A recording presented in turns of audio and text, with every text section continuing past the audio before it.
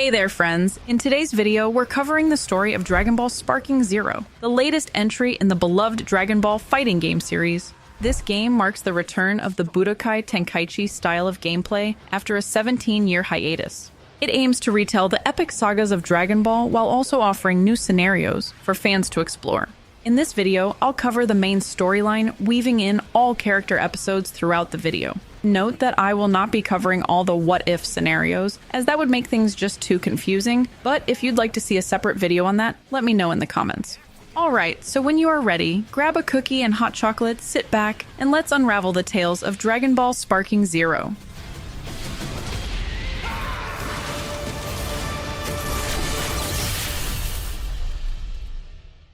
Let's first cover the simplified backstory, leading up to the events of the game, which is essentially the Dragon Ball universe we've come to know and love. Here, people can fly, shoot energy beams from their hands, and dye their hair different colors just by getting really angry. The story begins long ago on a planet called Vegeta. Saiyans, a warrior race with a love for fighting and ridiculously spiky hair, conquered this planet and named it after their ruler, King Vegeta. The Saiyans were known for their ability to transform into giant apes during a full moon. Meanwhile, across the galaxy, a tyrant named Frieza was building an empire. He decided the Saiyans were too powerful and set out to destroy their planet. Only a handful of Saiyans survive, including our hero Goku, who was sent to Earth as a baby. On Earth, Goku grew up under the care of his adoptive grandfather, Gohan. As a child, Goku met Bulma, a genius inventor, and together they embarked on a quest to gather the 7 Dragon Balls. These are magical orbs that, when brought together, summon a wish-granting dragon named Shenron. Bulma invented a dragon radar to help find the Dragon Balls, which have been scattered around the universes. This began Goku's journey of becoming stronger, meeting new friends and rivals, and protecting Earth from various threats. As Goku grew older, he discovered his Saiyan background and faced increasingly powerful enemies, setting the stage for the events we see in the series. And that brings us to the story of Dragon Ball Sparking Zero. Buckle up for a wild ride through the sagas of Dragon Ball, where hair gets spikier, power levels soar higher, and the screaming just keeps getting louder. What matters to me is this battle. Everyone else can die for all I care. Our adventure begins with the arrival of Raditz, Goku's long-lost brother. Raditz quickly proves he's not here for a friendly visit when he kidnaps Goku's young son, Gohan. The Saiyan warrior presents Goku with an ultimatum: eliminate 100 Earthlings to prove his Saiyan heritage, or never see Gohan again. And let me be very clear about this. If I come back and I don't see 100 corpses, I kill the kid. Gohan! Faced with this dire situation, Goku makes an unlikely alliance with his former enemy, Piccolo. The two agree to team up temporarily to defeat Raditz and rescue Gohan. It seems Piccolo is focused on world domination, but he wants to use Goku for his more immediate threat, Raditz. Then he'll go back to trying to kill Goku. In the meantime, Raditz traps little Gohan in a space pod while he continues on his warpath. Goku unsuccessfully plans a sneak attack on Raditz, so now he has to face him head-on. We have to fight alone even though we brought Piccolo with us to battle. Conveniently, Piccolo reveals he's been developing a new powerful technique that requires time to charge, leaving Goku to face Raditz alone while Piccolo prepares his attack. The battle is fierce, with Goku struggling to hold his own against his stronger brother. We give this fight all we got, but it just isn't enough to take him down. Goku gets pinned to the ground, and now would be the perfect time for Piccolo to pick up the pace. Out of the corner of our eye, we see a blast coming out of the ground. Is it Piccolo with his Mega Beam? Nope! It's our son, Gohan.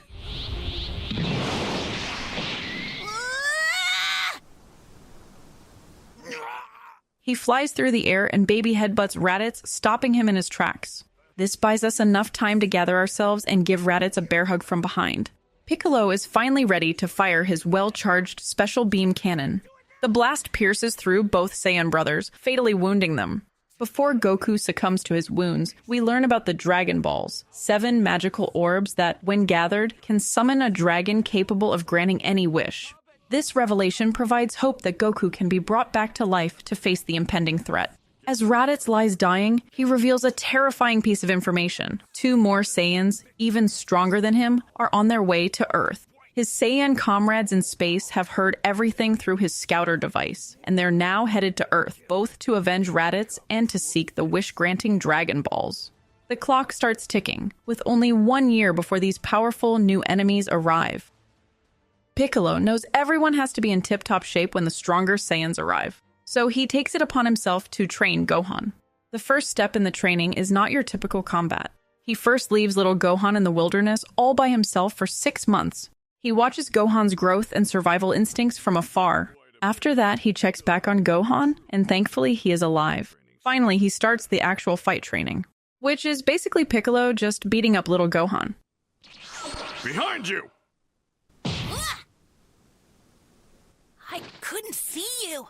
You were moving too fast. From now on, whenever you're not eating or sleeping, you're fighting with me.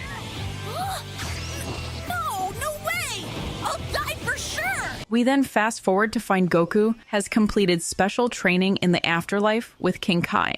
He's revived using the Dragon Balls and returns to Earth just as the new Saiyan threat arrives. Goku rejoins the battle, ready to put his newfound skills to the test. As the confrontation with the new Saiyans begins, we're introduced to Nappa, a formidable warrior who quickly proves to be a devastating opponent.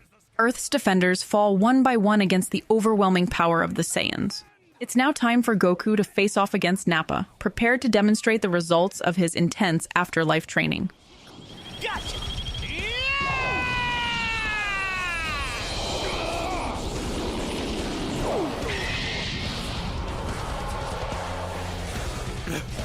Vegeta. Krillin, the supportive friend, cheers Goku on as he faces the Saiyan warrior. But the tide of battle takes an unexpected turn when Vegeta, seemingly frustrated with Nappa's performance, ruthlessly eliminates his own comrade. Vegeta writes him off as nothing more than dead weight. This shocking act demonstrates the cold, calculating nature of the Saiyan prince and sets the stage for the real showdown. Piccolo tries to help Goku take down Vegeta, but he is too strong for him. Eventually, Vegeta knocks Piccolo out and he tragically dies.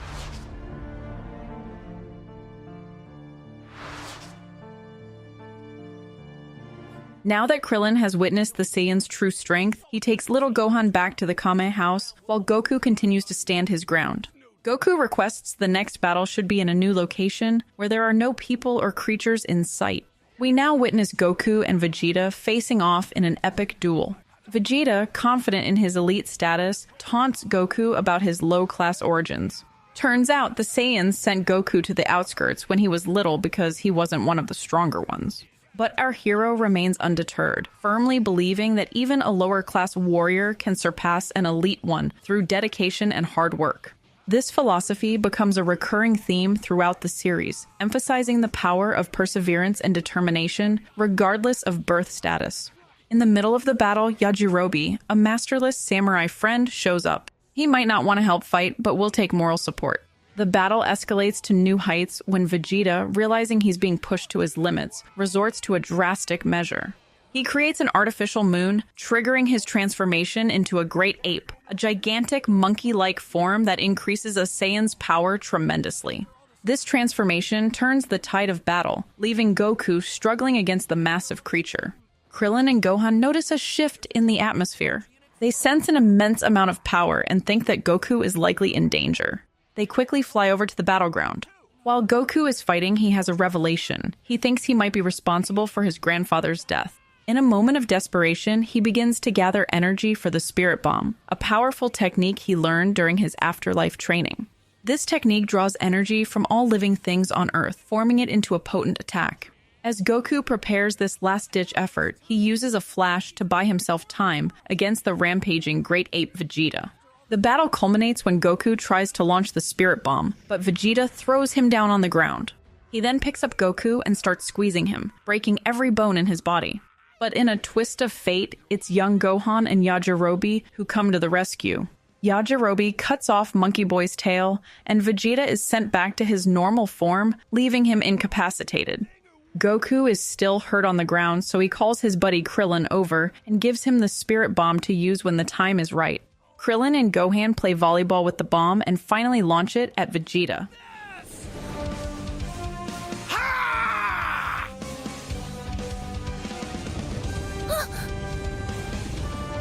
Bouncing It won't hurt you!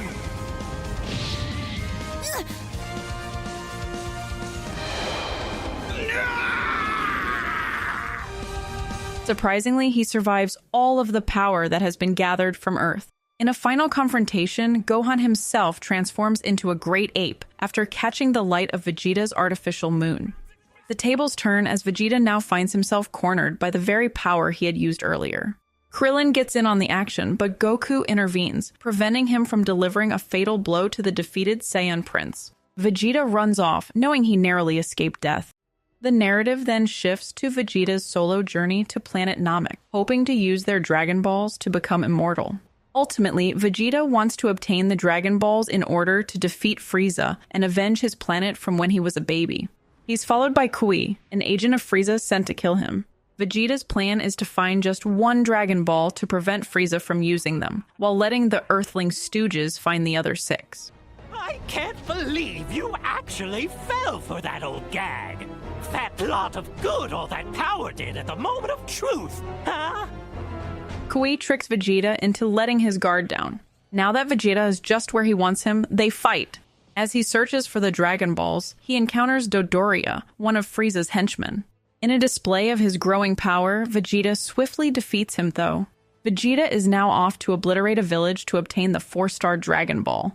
To keep it safe, he hides this one underwater. Next on Vegeta's hit list is Zarbon, another of Frieza's elite warriors. Their confrontation reveals a surprising twist. Zarbon has a transformation that dramatically increases his power, albeit at the cost of his looks. Vegeta knows he can't defeat him like this, so he does what he's best at. He runs away. Vegeta steals the Dragon Balls that Frieza has collected and is now after Krillin's.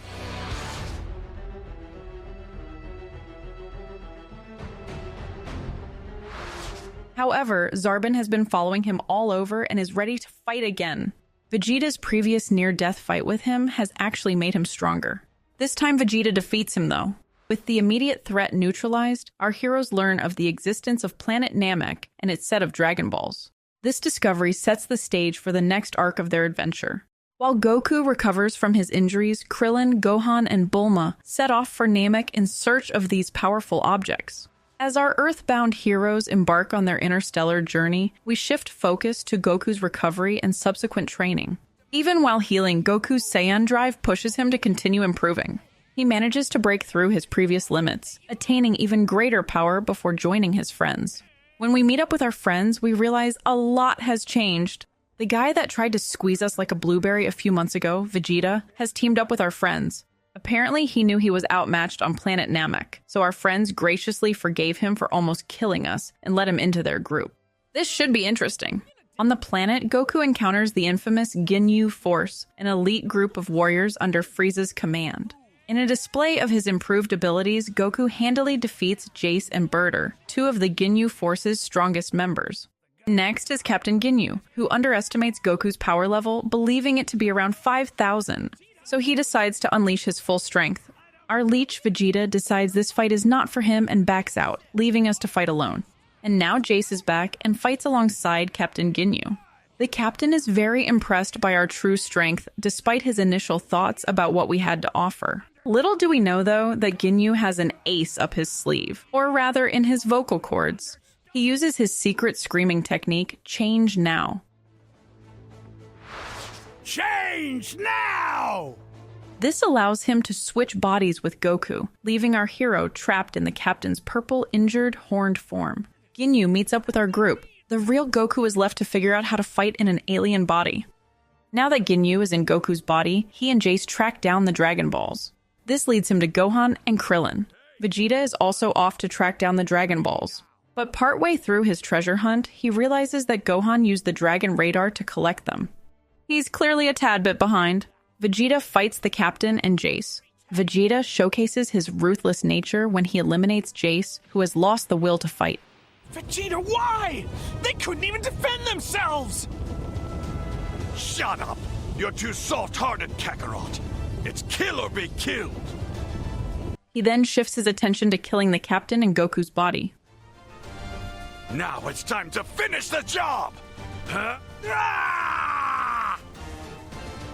Now die! Honestly, I think he's getting a little too much enjoyment out of slamming our body to the ground. Lying on the ground in pain, the captain performs his screaming technique on Vegeta. But Goku manages to intercept Ginyu's body change moves just in the nick of time, reclaiming his original body. Frustrated by this turn of events, Ginyu attempts to swap with Vegeta's body again. But his plan backfires spectacularly when Goku predicts this move and makes him switch with a frog, leaving the fearsome Captain Ginyu hopping away angrily. Now that the captain is defeated, Goku heads home to heal. Vegeta rests up and checks on the Dragon Balls that Gohan collected. But they suddenly turn to stone and are unable to be used. With the Ginyu force defeated, our heroes face an even greater threat: Frieza, the self-proclaimed emperor of the universe. As Vegeta and the others sense Frieza's immense power approaching, they begin to fight them while Goku heals. Frieza was coming to the Dragon Ball site to make his wish for immortality. This interference makes Frieza more upset than he has ever been in his whole life. I really must hand it to you. In all my years, I've never been so angry as I am now. Vegeta tries to hold back Frieza while he waits for Goku's arrival. He's not doing too well in the fight and is severely hurt. Vegeta is desperate for the pain to stop, so he demands Krillin to blast him with one last life-threatening blow. This will leave him in the hands of Dende, the Namek Ian with healing powers. But Dende refuses to heal Vegeta until Gohan begs him to. Finally, Dende agrees and Vegeta continues to fight as a Super Saiyan. As the fight progresses, Frieza gets the upper hand though, blasting Vegeta down to the ground as hard as he can. While he is down, Frieza blasts him again. Goku, now fully healed from a high-tech medical machine, prepares to face this new challenge too. Vegeta, on his deathbed, shares his hatred for Frieza and the suffering the tyrant has caused the Saiyan race. Frieza demolished their planet when they were kids and were led to believe that Frieza was their leader, not their destroyer. We see a different side of Vegeta now as he begs us to defeat Frieza in the name of every Saiyan that has suffered under his rule. Goku appreciates Vegeta's pride despite his ruthless nature, so he too wants to carry that pride moving forward. At this moment, Goku starts accepting his heritage and growing into himself. As the battle with Frieza intensifies, Krillin, Gohan, and Piccolo, who recently joined the party, decide it's time to leave before things get too bad with the captain. Goku realizes he may need to rely on the Spirit Bomb technique once again. Despite hoping to avoid using it, he acknowledges that gathering enough energy for this powerful attack might be their only chance at victory against the seemingly invincible Frieza. Unfortunately, the Spirit Bomb does not kill him. In a shocking moment, Frieza manages to severely injure Piccolo and kill Krillin. No. Please. Piccolo! I advise against placing too much stock in your escape, though if you like, I can bring you closer to home!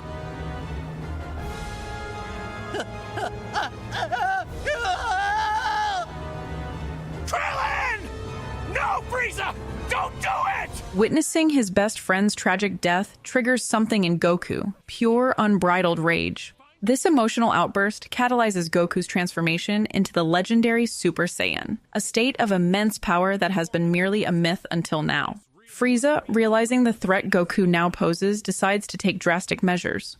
He launches an attack powerful enough to destroy the entire planet Namek, confident that he can survive in the vacuum of space while his opponents cannot. As Frieza reaches his full power, Goku makes a surprising decision. Despite the risks of the fight, he expresses a desire to continue fighting. He sees this as potentially his only chance to face the strongest being in the universe and test his own limits. It seems to be all pride and revenge at this point. Our hero, now a Super Saiyan, is driven by rage over the loss of his best friend, Krillin.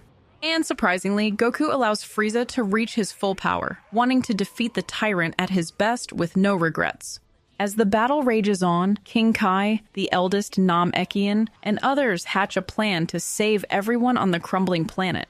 They decide to use the dragon to transport everyone except Frieza to Earth, but Goku insists on staying behind to finish the fight. It seems even the impending destruction of an entire planet isn't enough to dampen Goku's pride. After a desperate struggle, he manages to defeat Frieza. I am Lord Frieza, the most powerful being in the universe. Which is why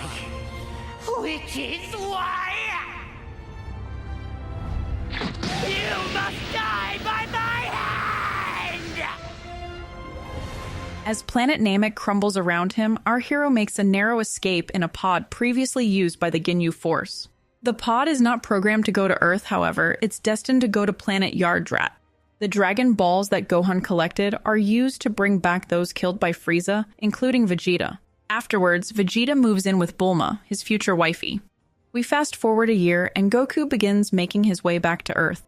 But just when we think it's all over, we learn that Frieza has survived and is heading to Earth for revenge as well.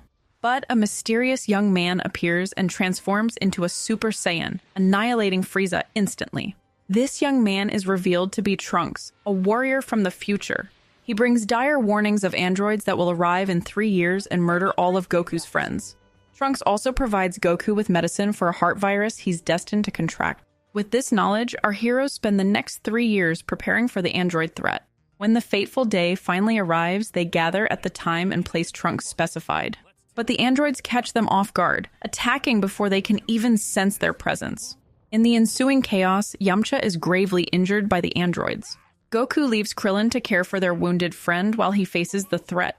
The androids, it seems, have been clearing the streets of onlookers in a rather permanent fashion. You agree to that at least?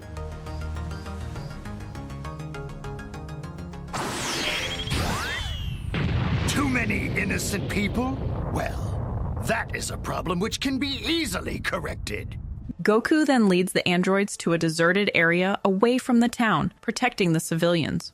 Here, we learn that the androids were stalking us before we went to planet Namek. As the battle with the androids begins, Goku insists on fighting alone, true to his Saiyan nature. But the androids soon notice that Goku's power far exceeds the data they collected throughout the years. It seems our hero has been hitting the gym hard during these 3 years of preparation.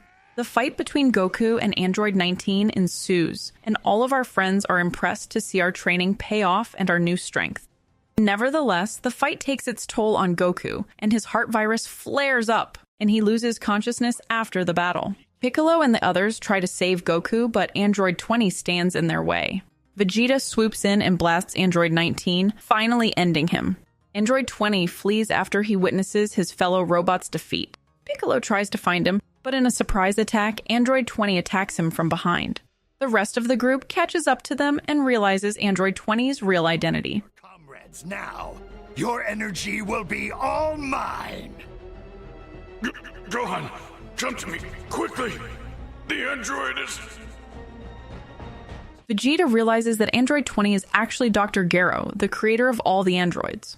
Dr. Gero summons 3 more androids, 16, 17, and 18, along with a mysterious creature named Cell. This bio-android menace plans to attain his perfect form by absorbing androids 17 and 18. A battle ensues, but Dr. Gero is able to run away right before his defeat.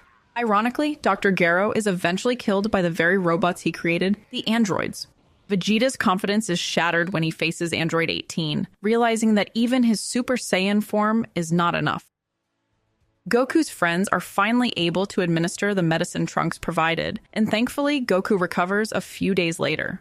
But the situation has evolved in his absence. To prepare for this new threat, our heroes decide to utilize the Hyperbolic Time Chamber, a mystical room where one can complete a full year of training in just a single day. Goku explains his training plan to Trunks and Vegeta, emphasizing the need to find a new level beyond Saiyan power. Trunks and Vegeta test out the chamber first, kinda hogging the chamber and delaying our fight. But as Goku and Gohan finally enter the chamber for their training, Cell manages to absorb Android 17, getting one step closer to his perfect form.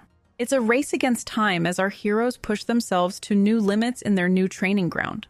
Goku shows Gohan around the chamber and they immediately start honing their abilities. In it, they perceive each day as one whole year's worth of training.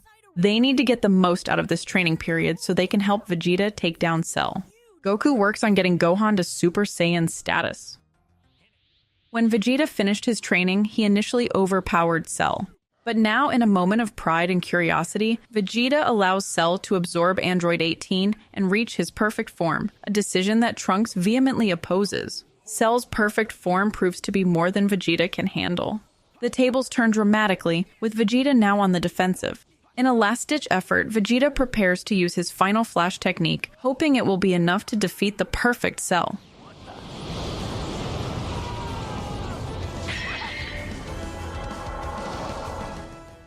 Despite leaving a mark, it's not enough to defeat the bio-android. Upon completing his training in the time chamber, Goku emerges stronger than ever. He realizes that Cell is still more powerful than him, though. Despite this, Goku's fighting spirit remains unbroken. Cell sets the stage for the Cell Games, a tournament he organized to determine the fate of the Earth. Cell, in his arrogance, allows each fighter to face him one-on-one. Goku steps up first, eager to test his newfound strength against this seemingly perfect being. Goku gives it his all but gets thrown around a bit by Cell's super strength. In a shocking turn of events, though, Goku announces that he's throwing in the towel after a fierce battle with Cell. Goku is getting old and he wants to pass down the weight of the world to his son. I'm sure that's the inheritance Gohan always wanted. Cell, not happy with a simple victory, creates miniature versions of himself to attack our friends. He is hoping to upset little Gohan by hurting his family and friends, so he'll start fighting back. The situation takes a dire turn when Cell, pushed to his limits, decides to make himself a self-destruct bomb and take the entire Earth with him. If anyone touches him, then kaboom, he explodes. In a moment of self-sacrifice, Goku uses his instant transmission technique to teleport himself and the self-destructing Cell to King Kai's planet. This noble act saves the Earth but costs Goku his life. You can't bring that guy here! Sorry, King Kai. I was kind of short on options.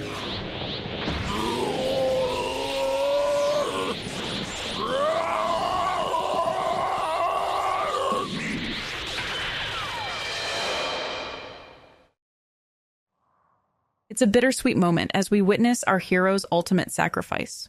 But the battle is far from over. Cell, demonstrating his regenerative abilities, manages to somehow reconstruct his body and return to Earth. Gohan, inspired by his father's words and sacrifice, stands ready to face the bio-android one last time. The stage is set for the final showdown, with the fate of the Earth hanging in the balance. Gohan is devastated that he lost his dad in the battle and blames himself for failing Earth. But just as Gohan is about to give up, he hears his father's wise words from the other side. Listen to me. I promise you can beat him. You just gotta believe in yourself, Gohan. Right now, you're the strongest person in the whole universe. Gohan feels empowered by his father's heavenly words and continues to fight. He is determined to take down Cell to save Earth and make his father proud. Now he has Goku's guidance throughout the rest of the fight. After an epic showdown, Gohan emerges victorious, successfully defending Earth and fulfilling his father's faith in him. Next, our heroes attempt to revive Goku using the Dragon Balls. But Goku, being Goku, asks them to stop. He encourages his friends and family to live their lives to the fullest, promising to see them again when they're dead. Goku believes his presence on Earth attracts too many dangerous enemies. This decision marks a significant shift in the series, as our heroes must now face future challenges without their longtime leader. With his rival gone, Vegeta momentarily loses his purpose for fighting. In a rare display of fatherly affection, he shows up to bid an awkward farewell to Trunks as he returns to the future. Peace reigns on Earth for a handful of years. During this time, Gohan attends high school and studies to become a scholar. He also gets a totally cool disguise so he can be the vigilante he has always dreamed of. He calls himself the lover of justice. But his disguise is lacking because Videl, Mr. Satan's daughter, recognizes Gohan and threatens to reveal his identity. The only way she will keep his secret is if Gohan joins the next world tournament. Gohan agrees, and thankfully she gives him a heads up so he can start training for it. Soon enough, a new threat emerges in the form of the wizard Babidi and the terrifying Majin Buu. This new enemy proves to be unlike anything our heroes have faced before, with Babidi using his magic to manipulate and control others. We're then introduced to Dabura, the Demon King, who proves to be a formidable opponent even for our Saiyan heroes. His arrival signals a significant escalation in the challenges our heroes must face, pushing them to new limits. Vegeta taunts Dabura, suggesting that Babidi must be in a panic to send him out so early. This exchange sets the tone for the intense battles to come, showcasing Vegeta's confidence even in the face of a demonic threat. In a bid to defeat Buu, Gohan attempts to pull out the Z-Sword, which is said to grant great power to its wielder. This leads to an unexpected turn when Goku, who's about to return to the other world, follows Gohan to this sacred location. In their attempts to test the Z-Sword's sharpness, it breaks. This accidentally releases the Elder Kai, who had been sealed inside of it. The Elder Kai then begins a long ceremony to unlock Gohan's latent powers, pushing him beyond his inherent limits. This power-up sets the stage for Gohan's return to Earth to face Buu once again. Sometime after Cell's defeat, a now-grown Gohan meets with Vegeta to discuss participating in the World Tournament. Vegeta agrees, and even Goku, still in the other world, decides to participate. In preparation for the tournament and to beat Goku, Vegeta begins training with his young son, Trunks. We witness a touching moment between Vegeta and Trunks as they train. He promises to take Trunks to an amusement park, showing his growing bond with his son. Despite being a Super Saiyan, Trunks is still no match for his father, but his determination to earn that amusement park trip is admirable. Wow, Dad! I can't even lay a finger on you! But I'm not giving up that easy! You're taking me to that amusement park! All right. Goku sees his son flourishing on Earth and wants to support Gohan during a tournament, so he uses the power of fortune teller Baba to go to Earth for one day to be his cheerleader. But when he gets to Earth, Goku realizes there are dire matters he needs to tend to. Videl, Mr. Satan's daughter, struggles in her match against Spopovich. As Gohan watches Videl's fight, he notices something odd about Spopovich's newfound powers. Gohan can't stand by while Videl's head is about to get squished like a grape, so he intervenes and fights Spopovich.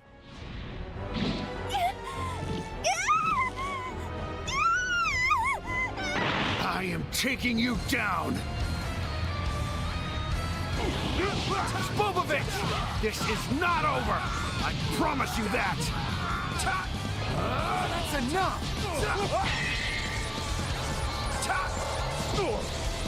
Gohan is drained of his power and collapses to the ground. Spopovich flees the arena and Gohan focuses on healing. Once he is healed, he heads off to track down Spopovich with his crew. But on his way to find him, he gets distracted by a more pressing enemy. He heads toward Vegeta to help him. This has been a time of growth for Gohan. But as we've learned, peace and quiet are never permanent in the Dragon Ball universe. In a twist, Babidi manages to leverage Vegeta's desire for a rematch with Goku, bringing the Saiyan Prince under his control. This leads to a confrontation between Goku and Vegeta at the tournament arena, where Gohan is supposed to compete, with Vegeta disregarding the safety of spectators in his single-minded pursuit of battle. It's clear that his pride and frustration, as a result of constantly being overshadowed by Goku, drive him to extreme measures. Meanwhile, Buu remains a serious threat. Vegeta, in a moment of desperation to make history, sacrifices his life in an attempt to defeat all his enemies in one swoop. Farewell, Bulma, Trunks, and even you, Kakarot.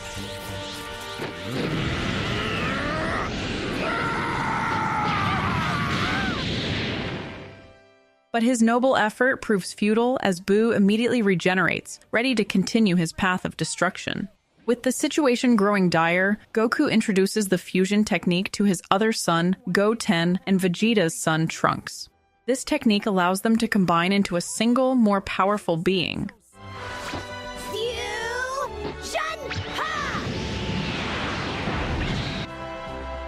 Goku, in an attempt to buy time, reveals his further awakened form, Super Saiyan 3. This transformation showcases the seemingly endless potential of Saiyan power. As the battle continues, something unexpected occurs. Buu kills his master, Babidi, freeing himself from the wizard's control.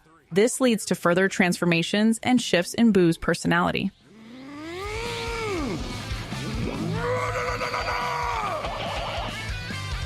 Forward, Ghosties!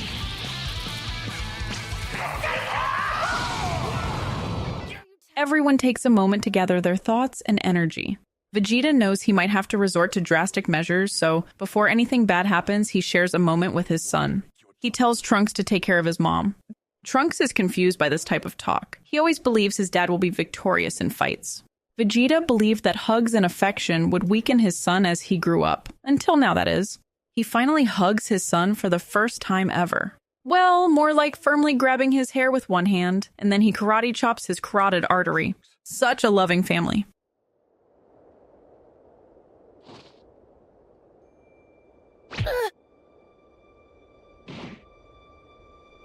Next, Goten and Trunks fuse together to become Gotenks, while a newly powered-up Gohan returns to Earth to face Buu.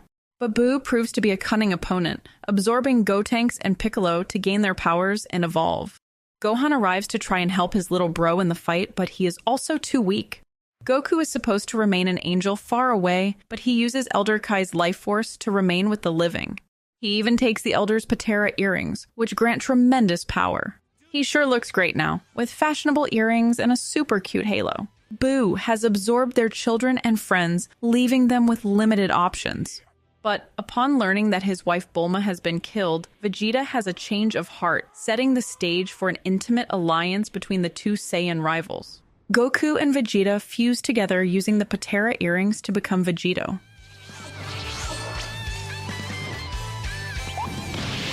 Alright! I'm Vegeta, Kakarot together!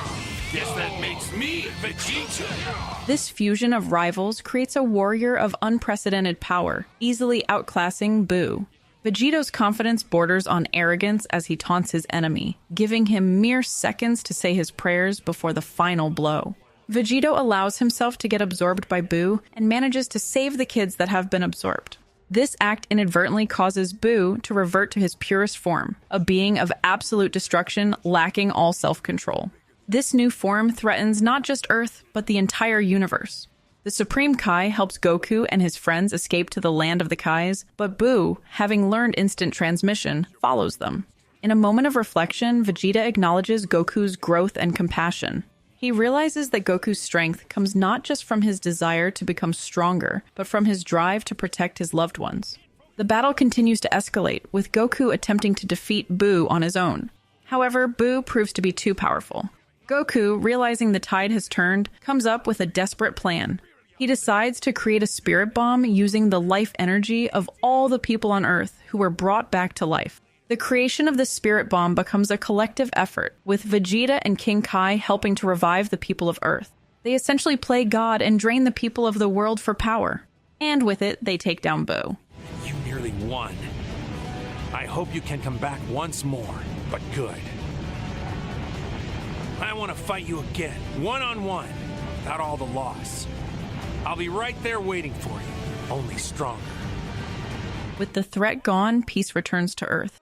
The battle Goku endured officially revives him, and he settles into life as a family man. He's got his wife and 2 sons to keep him on track. And this brings a peaceful close to this chapter. But this peace is short-lived as a new and even more powerful enemy soon appears on the horizon. The god of destruction, Beerus, arrives on Earth in search of a Super Saiyan god. He crashes Bulma's birthday bash in dramatic enemy fashion. Goku transforms into a Super Saiyan god with the help of his family and battles the god of destruction. But we propose a deal. If our heroes win, then Beerus has to leave Earth. He agrees and is actually quite generous with his willingness to not completely destroy everything. Ultimately, we don't win the fight, but the god of destruction is really impressed with our skills, so he concedes anyway. But you don't have to hold yourself back for my sake, Lord Beerus. I'm not gonna get any stronger unless you face me with everything you've got.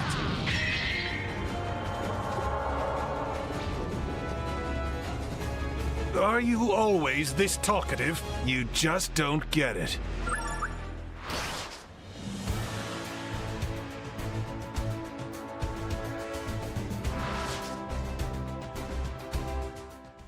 Following this, Goku and Vegeta begin training with Whis, Beerus' attendant and teacher, to further increase their power. Meanwhile, back on Earth, someone resurrects evil Frieza using the Dragon Balls, and he brings an army to take revenge on Goku. How lovely. By the time Bulma's SOS reaches Goku and Vegeta, Piccolo is already dead, and Gohan is in dire straits. The Earth is too distant for instant transmission, but Goku manages to sense Gohan's fading energy and uses the technique to return and face Frieza once more. In the confrontation, Frieza reveals his motivation has been consumed by the humiliation of losing to Goku. It's surprising that his pride allows him to admit this to us. In response, Frieza unveils his new golden form, a powerful evolution that he believes puts him at the top of the pecking order. The gold fit is a bit on the nose if you ask me. The stage is set for another epic battle between these long-standing rivals, with the fate of Earth once again hanging in the balance. The battle with Golden Frieza reaches its peak, and it's time for a fun little switch-up. We try to tap in Vegeta to take some punches, but inadvertently leave a weakness open. Golden Frieza takes the opportunity and decides it's time for mass destruction.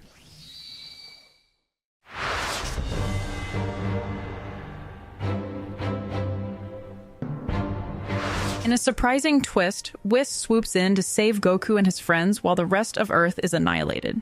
Whis uses his power to turn back time, allowing our heroes to defeat Frieza before the destruction occurs. Our heroes learn that there are a total of 12 universes, each with its own god of destruction. With the conclusion of this confrontation, it's time for a change of scenery. We find ourselves in a tournament for destroyers with the Super Dragon Balls as the prize. After many battles, our heroes emerge victorious. Their success catches the attention of Zeno, the ruler of all universes, and it's decided that Goku and his friends will meet with this all-powerful being. The story then takes an unexpected turn as future Trunks returns. He lost his allies and even his mother Bulma in the future timeline, so he traveled to the present day to seek help from Goku. He warns of a new threat in his timeline, a being who looks exactly like Goku, but is evil and wears dark clothes. Goku Black! Oh, now I see. No wonder I couldn't find you. This mysterious evil twin, known as Goku Black, has decimated Earth in Trunks' future, leaving few survivors. Trunks and Vegeta, reunited, start training for their next big battle. Trunks is determined to be even stronger than his father. He even gets a bit cocky and believes he can defeat Goku Black by himself, but it'll take more than father-son training to take him down. Goku, intrigued by this new threat, asks Trunks to gauge his strength. Soon after, Goku Black himself appears, engaging in an intense battle with us. Goku Black is a bit sadistic and feeds off his own pain for strength. I mean, if he's into it, I guess. He then returns to the future through a time distortion before we kick his butt. Whis notices that Goku Black was wearing a time ring, an item typically used by Supreme Kais. This leads our heroes to investigate an individual in Universe 10 who shares the same energy signature as Goku Black. Upon arriving, we meet Zamasu, an apprentice Supreme Kai who indeed has an eerily similar energy as Goku Black. Despite the similarity, however, it appears to be Zamasu's first time meeting Goku. Intrigued, Goku asks to spar with him. After, the investigation takes another turn when Whis reveals a crucial piece of information. If a Supreme Kai dies, the god of destruction from that universe also perishes. This revelation clearly affects Beerus, because if something were to take out the Supreme Kai, it would also kill him. Finally, we attend our previously agreed upon meeting with Zeno, the ruler of all universes. This little robo-dude is insanely powerful, so what could he possibly want from us? Someone to fight for him? To take our strength? No, Zeno just wants to set up a playdate with us. I'm not asking much. I just want a friend, you see. You're not like most people. You're fun. I want you to be my friend, Okie dokie. I mean, we are super cool, so I don't blame him. Despite the gravity of their situation, Goku manages to charm the all-powerful being with his carefree attitude. Zeno is a childlike super leader and just wants to have new friends. He even gives Goku a button that can summon him at any time. That'll surely come in handy. Goku, Vegeta, and Trunks then board the time machine and head to the future world. Upon arrival, they encounter Goku Black, who claims we need him to reach our pinnacle of beauty. Come on, our luscious blue hair is gorgeous. Goku Black is getting a bit bored with his look, so he decides it's time for a quick trip to the hair salon. Now, allow me to introduce Super Saiyan Rosé. Despite Vegeta's Super Saiyan Blue form, he falls to Goku Black's Super Saiyan Rosé transformation. Trunks! I'm counting on you! Your mind is too small. Your mind is incapable of understanding the grandeur of my success and the glory of my cause. It's like staring into the sun. You cannot see. The vast beauty of my being overwhelms you, for I am a breed apart and divine. When Zamasu shows up to the party, he reveals his grand plan for a righteous crusade to create a perfect utopian existence. His idea of paradise is a world without mortals, though, which is kind of a pickle. Trunks confronts him about the destruction of his world, but Zamasu is unfazed. He brags about taking godhood to a new level, claiming to have achieved perfect divinity with an invincible body. There is no taking Zamasu down with these flash attacks. The battle intensifies, forcing our heroes to retreat to their own time. Upon their return, Whis speculates that the future Zamasu will create Goku Black using the Super Dragon Balls and make himself immortal. It's a plan so convoluted it makes time travel look simple. In an attempt to prevent this future, our heroes travel back in time to confront the present-day Zamasu.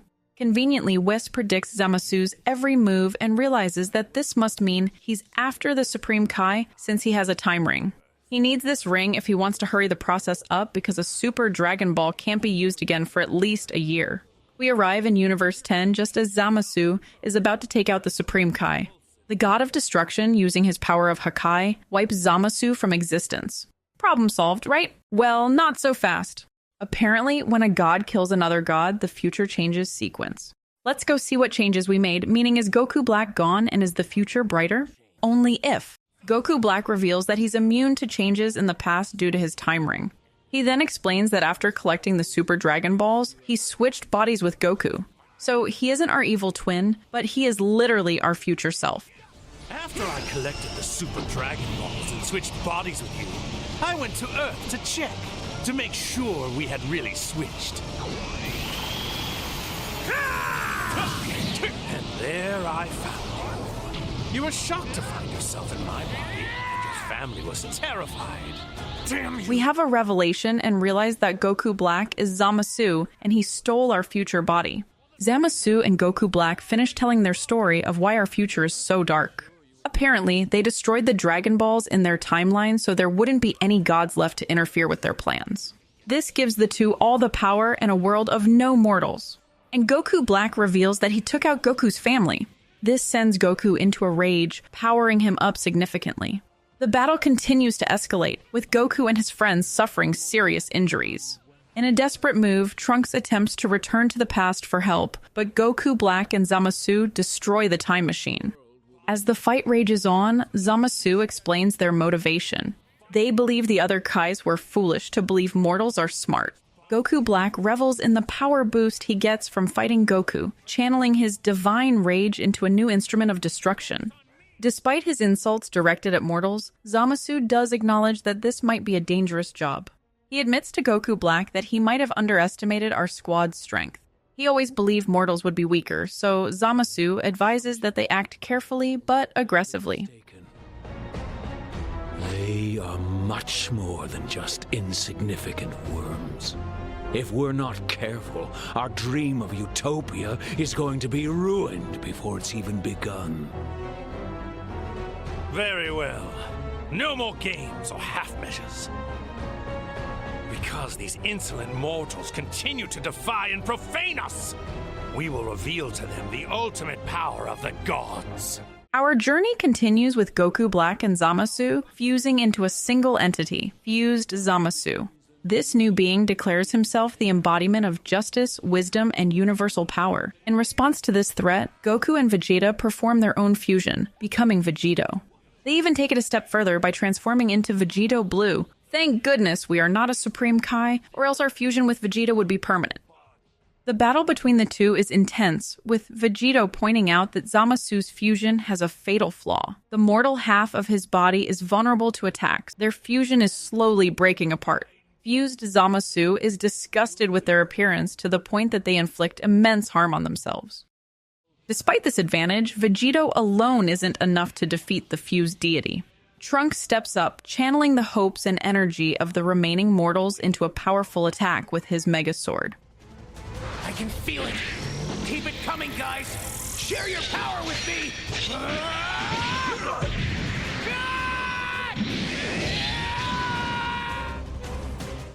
He is willing to do whatever it takes to stop Goku Black, who is mad that Trunks played with destiny and saved Goku from the fatal heart disease. He blames this interference for why he had to steal our body and tries to make Trunks feel like all this is his fault. The battle rages on, and it isn't looking too bright for our boy Trunks. But just when victory seems within reach, Zamasu returns in an incorporeal form, engulfing the entire world. In a devastating move, everyone on Earth is killed, except for our hero and our group. With the situation looking dire, Goku uses the button given to him by Zeno to summon the Omni King. Zeno, unimpressed by the state of Trunks' world, decides to erase the entire planet. That is not the playdate we asked for. Our heroes barely escape in the time machine, taking Zeno from the future timeline to be friends with the Zeno from our present timeline. What could possibly go wrong?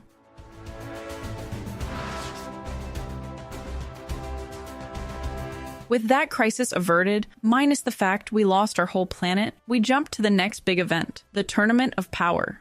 This is essentially a challenge between the greatest warriors of all time, created by the Zenos pretty much just because they are bored. Gohan has been gaining strength over the years and is always pushing himself to be better. Goku appreciates his dedication and informs him about a tournament coming up. Gohan agrees to fight in it and starts training with Piccolo right away. Preliminary exhibition matches are held, introducing us to formidable fighters from other universes, including the assassin Hit and the powerful Jiren. Now you might be wondering, what exactly are the stakes? Well, the winners get to make a wish on the Dragon Balls while everyone else gets their universes erased. No big deal. As the tournament approaches, Goku and his team scramble to find enough fighters. They even consider recruiting Frieza, their former arch-nemesis. Finally, we gather 10 fighters for our team, one of which is Boo. But after testing him in a quick fight, he gets tired and quits on us. Well, so much for that. Goku appoints Frieza to join the squad to fight in the tournament. This is obviously a point of contention for the group since we have to bring Frieza back from literal hell. Frieza drives a hard bargain and we agree to use the Dragon Ball if we win to bring him back for good. Finally, the Tournament of Power begins. The arena is completed and teams from all competing universes gather. The Omni Kings welcome everyone, excited for the show they're about to witness. The Grand Minister lays out the rules. The tournament will last 48 Earth minutes, special techniques are allowed, but weapons and lethal attacks are prohibited. The goal is to throw opponents off the ring to win. As the tournament is about to begin, the fate of multiple universes hangs in the balance. During our first fight, we're introduced to Caulifla and Kale, two Saiyans from Universe 6. Caulifla, impressed by Goku's new Super Saiyan form, challenges him to show its power. Goku hurts Caulifla, but she is not yet defeated. Meanwhile, Kale, overcome with rage, transforms into a berserk state, becoming a major threat to everyone in the arena. Damn you, Goku! Her power's incredible! You finally powered up! Amazing, Kale! But no matter, we blast away the She-Hulk after a few punches. And just then, Ribrianne and her team make their entrance. The trio transform with a magical Valentine's sequence, complete with declarations of love and victory. May our feelings Find their way to you!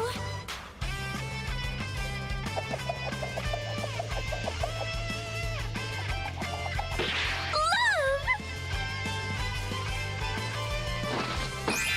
Huh? Goku and Android 17 find themselves facing off against various opponents, including Jimazu, a yard rat from Universe 2, who uses an instant transmission to get the girl trio out of the battlefield. The battles become increasingly complex as fighters from different universes showcase their unique abilities. We then fight an intense battle alongside Hit, the assassin from Universe 6 who can manipulate time. These fights push Goku to new limits. Jiren's entrance from Universe 11 raises the stakes even higher. Goku and Frieza take on Jiren together.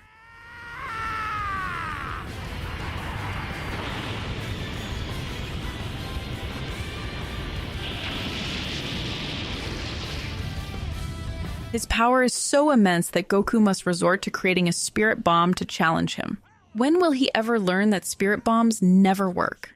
Anyways, the bomb backfires, blasting Goku himself. Jiren is the one that deflected the spirit bomb back at Goku and did not expect this outcome. He has saved his energy while watching everyone else battle, so he feels that his power should be enough to take down Goku and Frieza. But he has never witnessed this kind of power before.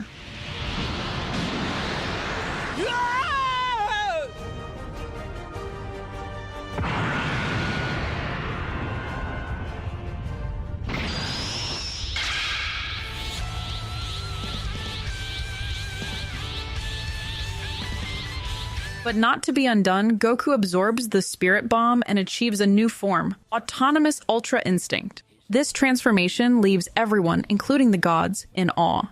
It allows Goku to automatically dodge every attack since his consciousness and body are now two separate entities. Whis remarks that they're witnessing something truly marvelous, as Goku enters uncharted territory with this new power. However, Goku's mastery of Ultra Instinct is temporary. After a brief but intense confrontation with Jiren, he loses this new power. Thankfully, Frieza's Kai power gives us the ability back for a bit longer. Meanwhile, the tournament continues with other fighters facing off against Jiren and his teammates. The assassin Hit interrupts and takes Jiren head-on, then they fight it out for a while. Finally, Jiren defeats Hit, and he decides he needs more time to rest. He has barely fought, and yet he's dealt with too much already.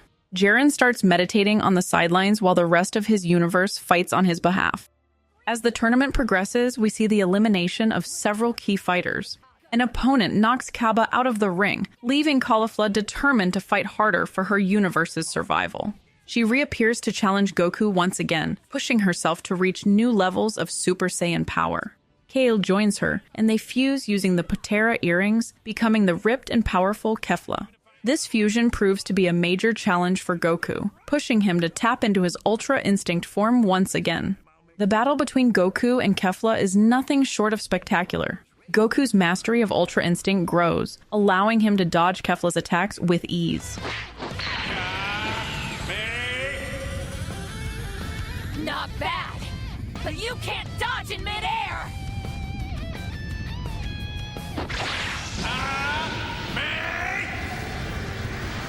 Game over, Goku! Now you're through!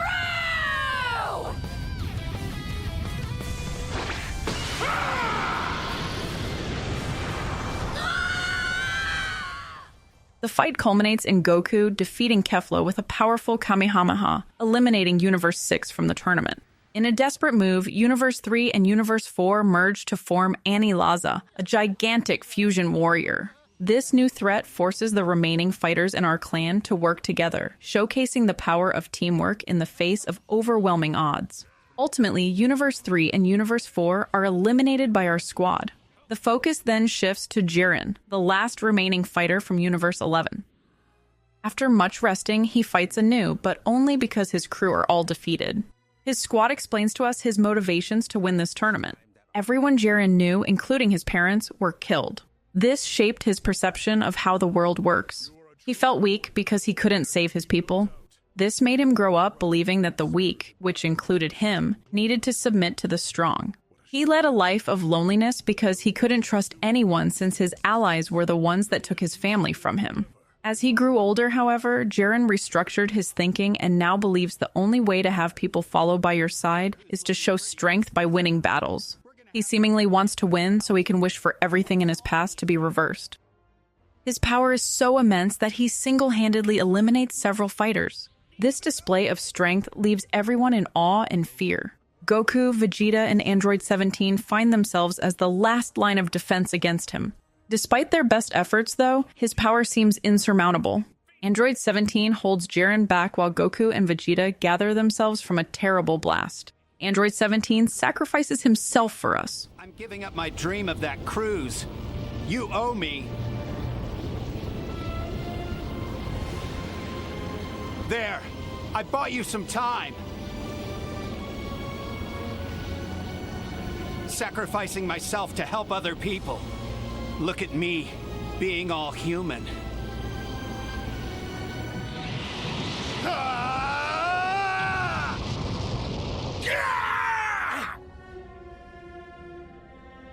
While we are still hurt, Vegeta fights Jiren but is unsuccessful.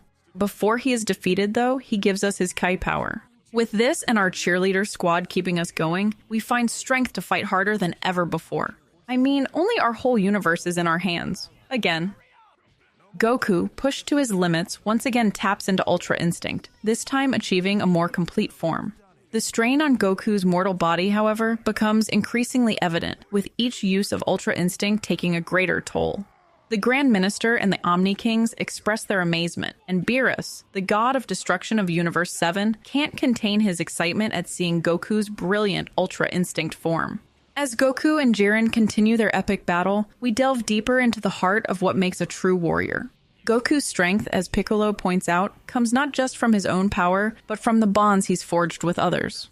Master Roshi elaborates, explaining that behind every one of Goku's strikes is a whole community of people who've grown with him and made him into the fighter he is today. Jiren, however, remains steadfast in his belief that such ideals are meaningless. He declares that putting faith in friendship would mean denying everything he's witnessed in his life. As the fight reaches its peak, Goku's body begins to fail him, no longer able to endure the power of Ultra Instinct. Just when it seems Jiren is about to claim victory, however, Frieza and Android 17 make a surprise appearance, having been waiting for the right moment to strike. They corner Jiren, bringing him to the brink of defeat. Toppo, Jiren's teammate, tries to rally him, questioning why he would surrender after spending years honing his strength. He states that it will all be for nothing. Kneeling down at your enemy's feet? Is this honestly the way you want your fight to end? Get up! Come on! Why would you spend all those years honing your strength, rejecting everything and everyone else, just to surrender? Keep fighting to the end! Then Vegeta joins the fray, declaring it's time to put Jiren down. The remaining fighters of Universe 7 band together in a last-ditch effort to defeat him and save their universe. Jiren is finally realizing that Universe 7's strength is coming from the trust our squad has with each other. Goku and Frieza blast Jiren for the last time. All three are caught in the blast and fly out of the arena at the same time. This must be the secret of the 7th universe. The power of trust.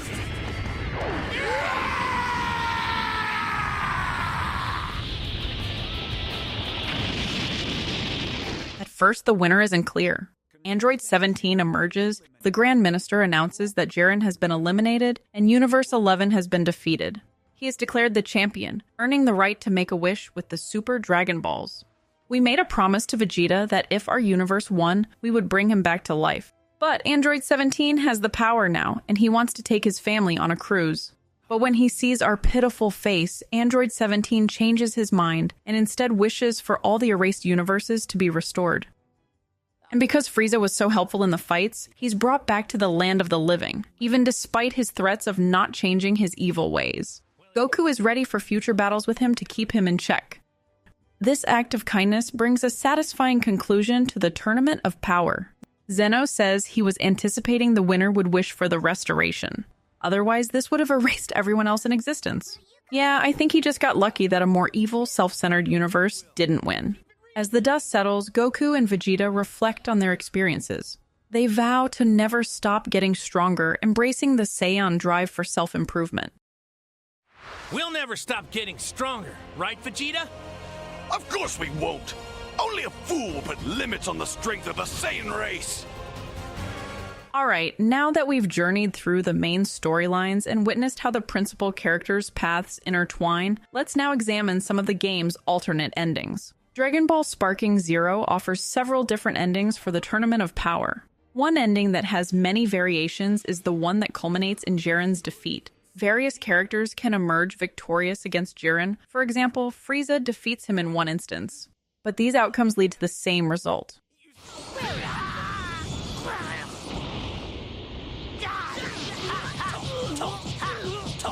It's high time you had a taste of the power that can destroy the stars! You can't escape me anymore! Simply amazing, Lord Frieza! You were right, sir. No one can match you or your glorious empire. One notable ending pits the main group against Toppo in the final battle instead of Jiren. Pushed beyond his limits, Toppo abandons his ideals of justice and fully embraces his role as a god of destruction. This transformation momentarily overwhelms Frieza and Android 17, but Gohan steps in to defeat Toppo. Like other endings, Gohan wishes for the restoration of all universes.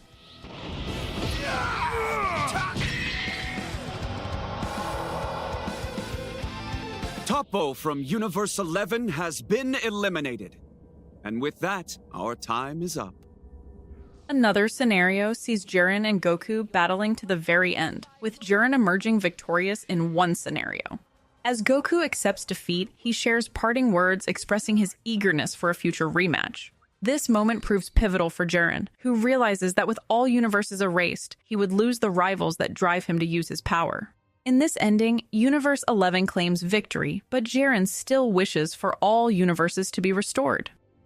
I know we just barely finished the battle of our lives, but I'm already hungry for the next fight.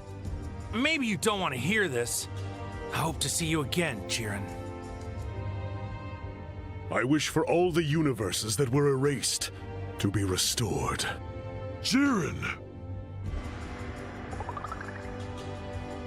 Is that what you want? You sure? Truthfully, what I want is to fight Goku once more. All this time, I've been shackled to my past, but I find myself with a new desire. No longer will I live with regrets, for I have a promise to fulfill. It's worth noting that these are just the endings I've encountered so far. As players continue to explore the game, it's possible that additional variations or entirely different outcomes may come to light. Who knows? Maybe someone would make a wish where the universes aren't brought back to life. Ultimately, Dragon Ball Sparking Zero, through its main story and numerous alternate endings, reinforces the core themes that have made the Dragon Ball series so enduring.